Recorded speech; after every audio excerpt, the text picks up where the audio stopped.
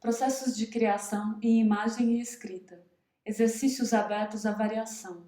5. Após percorrer os caminhos para se desenvolver intimidade com o material, escrever sobre esse material experimentado, que de alguma forma aqui adquirirá um caráter mágico, encantado. Escrever ficcionalizando, expandindo suas características aprendidas pelos sentidos.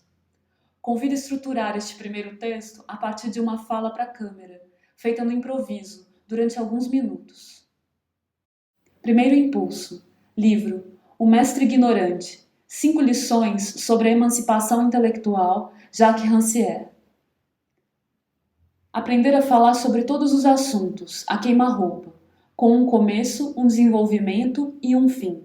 Aprender a improvisar era, antes de qualquer outra coisa, aprender a vencer a si próprio, a vencer esse orgulho que se disfarça de humildade para declarar sua incapacidade de falar diante de outrem. Isso é, a recusa de submeter-se a seu julgamento. Era em seguida aprender a começar e a terminar, a fazer por si mesmo um todo. Página 53. Os pensamentos voam de um espírito a outro, nas asas da palavra. Cada vocábulo é enviado com a intenção de carregar um só pensamento, mas apesar disso, essa palavra, esse vocábulo, essa larva se fecunda pela vontade do ouvinte. E o representante de uma mônada torna-se o centro de uma esfera de ideias que irradiam em todos os sentidos, de forma que o falante, para além do que quis dizer, disse realmente uma infinidade de coisas. Ele formou o corpo de uma ideia continta, e essa matéria destinada a envolver misteriosamente um só ser imaterial contém realmente um mundo desses seres, desses pensamentos. Página 72. A improvisação é o exercício pelo qual o ser humano se conhece e se confirma em sua natureza de ser razoável, isto é, de animal que faz palavras, figuras, comparações para contar o que pensa a seus semelhantes. A virtude de nossa inteligência está menos em saber do que em fazer. Saber não é nada, fazer é tudo, mas esse fazer é fundamentalmente ato de comunicação. E, portanto, falar é a melhor prova da capacidade de fazer, o que quer que seja. No ato de palavra, a pessoa não transmite seu saber, ela poetiza, traduz e convida os outros a fazer a mesma coisa. Ela se comunica como artesã, alguém que maneja as palavras como instrumentos. A pessoa se comunica com a pessoa por meio de obras de sua mão, tanto quanto por palavras de seu discurso. Quando a pessoa age sobre a matéria, as aventuras desse corpo tornam-se a história das aventuras de seu espírito. E a emancipação da artesã é, antes de mais nada, a retomada dessa história, a consciência de que sua atividade material é natureza do discurso. Ela se comunica como poeta, um ser que crê que seu pensamento é comunicável, sua emoção partilhável. Página 74. Primeira variação. Escrever sobre uma cena, uma vista, que tem alguma natureza de interseção com o material escolhido para o exercício anterior. Trocar o texto, dedicando-o ao material, fazendo mínimas adaptações. Segundo impulso. O cineasta Peter Greenaway realizou o filme Prosperous Books, A Última Tempestade, baseado na peça A Tempestade de William Shakespeare. Nessa história, Próspero, duque de Milão desterrado, foi exilado junto com sua filha Miranda, e eles sobrevivem por meio da magia de seus livros, que garantem a chegada até uma ilha remota, seu estabelecimento lá, dominando forças naturais e sobrenaturais, e promovem o enfrentamento com seus inimigos, que foram trazidos à ilha por uma tempestade. Peter Greenaway escreve roteiros para seus filmes que quase sempre incluem textos narrativos ou poéticos, abrindo para a criação literária. O livro que se apresenta como roteiro do filme Prosperous Books é composto de muitas modalidades textuais, um ensaio sobre o processo de criação do filme, pequenas narrativas ficcionais feitas a partir de alguns motivos shakespearianos extraídos da peça, reproduções do próprio texto de Shakespeare e da presença de várias imagens extraídas do repertório canônico da história da arte ocidental. Dentre os textos literários que integram o volume, destaca-se a descrição que o cineasta faz dos 24 livros fantásticos que Próspero teria levado para o exílio. dos quais apresento. Primeiro, o livro da água.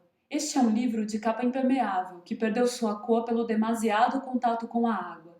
É repleto de desenhos investigativos e textos exploratórios escritos em diferentes espessuras de papel. Há desenhos de todas as associações aquáticas concebíveis.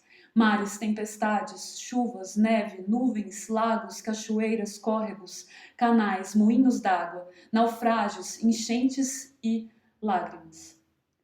À medida que as páginas são viradas, os elementos aquáticos se animam continuamente. Há ondas turbulentas e tempestades oblíquas. Rios e cataratas fluem e borbulham.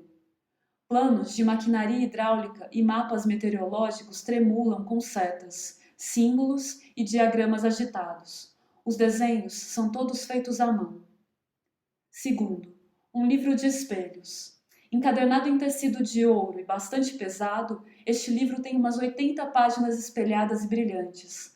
Algumas foscas, outras translúcidas, algumas manufaturadas com papéis prateados, outras revestidas de tinta ou cobertas por um filme, de mercúrio, que podem rolar para fora da página se não for tratado com cautela. Alguns espelhos simplesmente refletem o leitor. Alguns refletem o leitor tal como ele era há 3 minutos. Alguns refletem o leitor tal como ele será em 1 ano. Como seria se fosse uma criança, uma mulher, um monstro, uma ideia, um texto ou um anjo. Um espelho mente constantemente. Outro espelho vê o mundo de frente para trás. Outro de cima para baixo. Um espelho retém seus reflexos como se fossem momentos congelados infinitamente relembrados. Outro simplesmente reflete um outro espelho através da página. Há 10 espelhos cujos propósitos Próspero ainda precisa definir. Sétimo, o livro das cores. É um livro grande, encadernado em seda carmesim. É mais largo que alto e, quando aberto, as páginas duplas se estendem, formando um quadrado. 300 páginas cobrem o espectro de cores com matizadas sombras que se movem do negro de volta ao negro.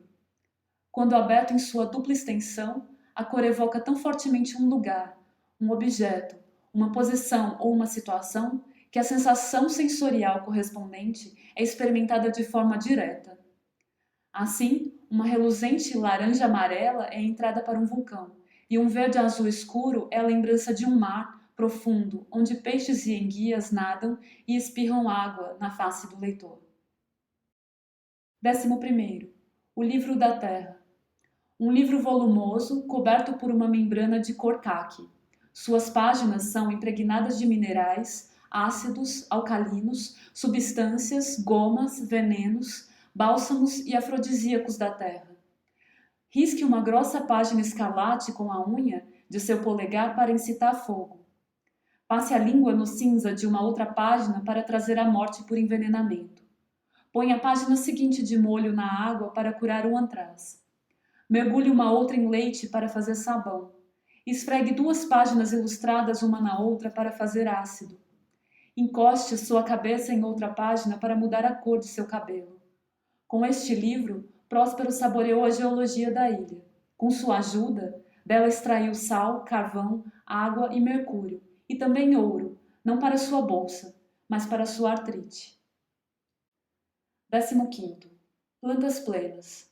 Parecido com um tronco de madeira antiga e curada, este é um herbário que põe fim a todos os herbários, tratando das mais veneráveis plantas que governam a vida e a morte. É um tijolo de livro, com uma capa de madeira envernizada que já foi, e provavelmente ainda é, habitada por minúsculos insetos subterrâneos. As páginas são recheadas de plantas e flores prensadas, corais e algas marinhas, sendo que em torno do livro param borboletas exóticas, libélulas, mariposas esvoaçantes, besouros reluzentes e uma nuvem de pólen dourado. É simultaneamente um favo de mel, uma colmeia, um jardim e uma arca de insetos.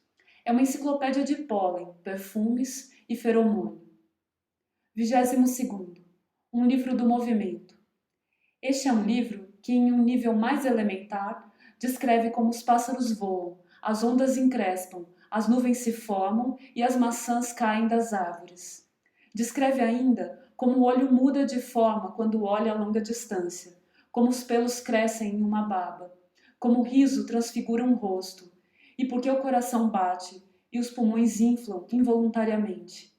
Em um nível mais complexo, ele descreve como as ideias perseguem umas às outras na memória e para onde vai o pensamento depois que o pensamos. O livro é coberto por um resistente couro de cor azul e, por estar sempre se abrindo subitamente por sua própria vontade, encontra-se envolvido por 2 tiras de couro atadas com força na espinha dorsal. À noite, o livro se debate contra a estante e tem de ser contido por um peso de metal. Uma de suas sessões se intitula A Dança da Natureza, na qual podem ser encontradas todas as possibilidades de dança para o corpo humano, codificadas e explicadas em desenhos animados. Tradução: Maria Esther Maciel.